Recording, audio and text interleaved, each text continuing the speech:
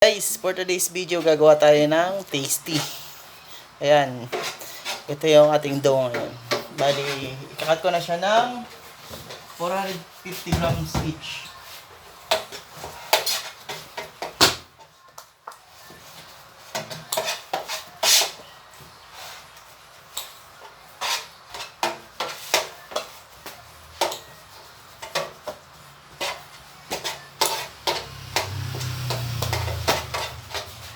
For 70 grams nga pala mga idol, for correction.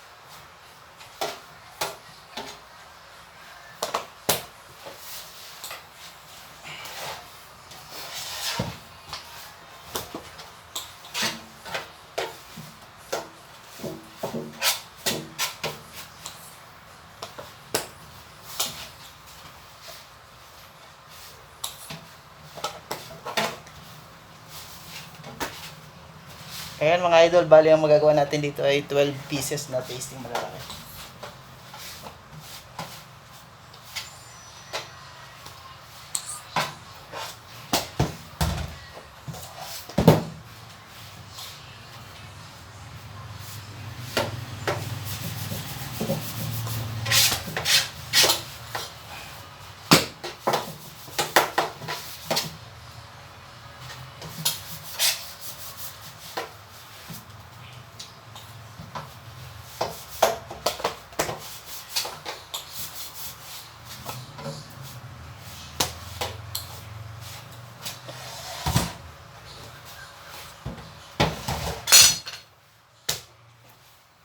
Ayan guys, meron na tayong 12 parasong tasty. Ngayon, ito natira, gagawin natin tong maligaya, yung kulay pula ang palaman, saka purple.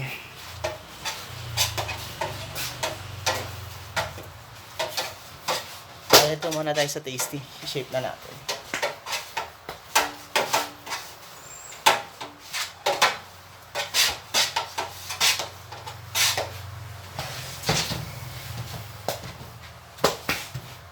Yan guys, ganyan lang. Pasensya na, medyo mabagal na ako magfigura.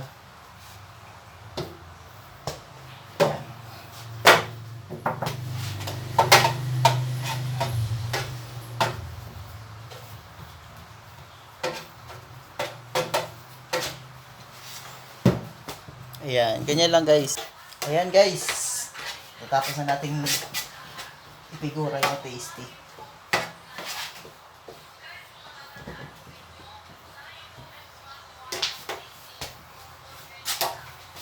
Ayan. Ayan naman guys, bago natin siya ilalagay sa hulmahan ng tasty, lagyan natin siya ng design para medyo kakaiba yung tasty natin. Ganito lang, cut mo siya sa isa, gitna, gitna, gitna, tapos ganyan natin. Ayan, para may design siya idol mga guys. Ayan, ganyan lang gagawin natin sa tasty.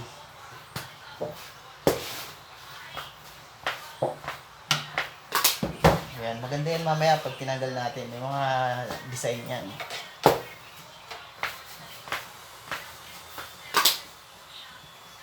Para medyo kahit pa paano maganda siyang tingnan. Nakakakita ko sa camera. Ayan. Ganyan lang guys. Hanggang sa matapos yan. Tapos mailagay natin sa tray. Mapalis ha. Maluto. Ayan. Hanggang dito na lang muna mga idol. Ayan. Salamat sa mga laging nanonood. Shoutout sa inyo mga idol.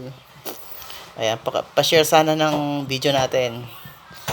Ayan, God bless sa inyo lahat. Bye-bye.